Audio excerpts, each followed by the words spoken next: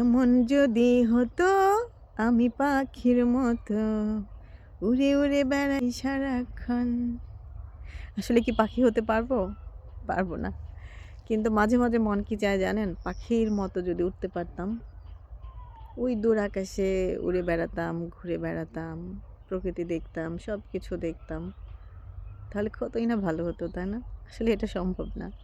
মানুষ কি কখনো পাখি হতে পারে? পারে না, শুধু কল্পনায় পারে। আসসালামু আলাইকুম, সবাই কেমন আছেন? যে বা যারা যেখান থেকে আমার ভিডিওটি দেখছেন, সবাইকে জানাই অসংখ্য ধন্যবাদ ও শুভেচ্ছা। আসলে দেখেন, প্রকৃতির মাঝে বসে আছি। সূর্য একটু পরে অস্ত যাবে। প্রকৃতির মাঝে আসলেই কি হয় জানেন? সব কিছু ভুলে যাই। সংসার, কর্মব্যস্ত জীবন, হতাশা সব ভুলে যাই। শুধু প্রকৃতি, মাটির গন্ধ। আপনারা পাচ্ছেন কি মাটির গন্ধ? আমি কিন্তু পাচ্ছি। দেখুন সেই নৌকাটা, এটা সবসময় আপনারা দেখেছেন।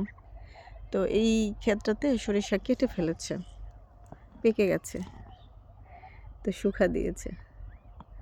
ওইদিকে আলিফের বাবা দুরন্তপনায় মেতে আছে। তো আলিফের বাবাকে পেলে আর কিছু মনে থাকে না, সে খুবই এনজয় করে। এই যে নেচার। তো বাবা থাকলেই যেন সব কিছু পেয়ে যাই, তাই না? বাবার সাথে শৈশবের কত কত শত স্মৃতি।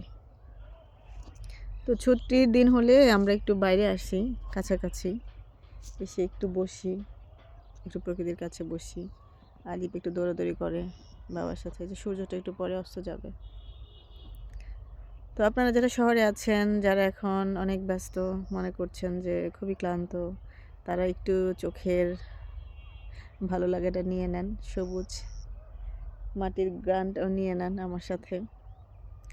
তো আসলে মাটির কাছে আসলে না একটা শান্ত, নীরব, একটা স্নিগ্ধতা কাজ করে, শীতলতা কাজ করে, যেটা আপনার মনকেও ছুঁয়ে দেয়।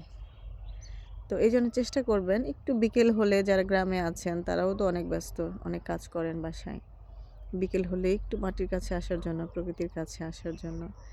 আর যারা শহরে আছেন তারা তো চাইলেও আসতে পারবেন না, তো আপনারা একটু মাঝে মাঝে যাবেন, মাঝে মাঝে গিয়ে একটু গ্রামের প্রকৃতিটা দেখবেন।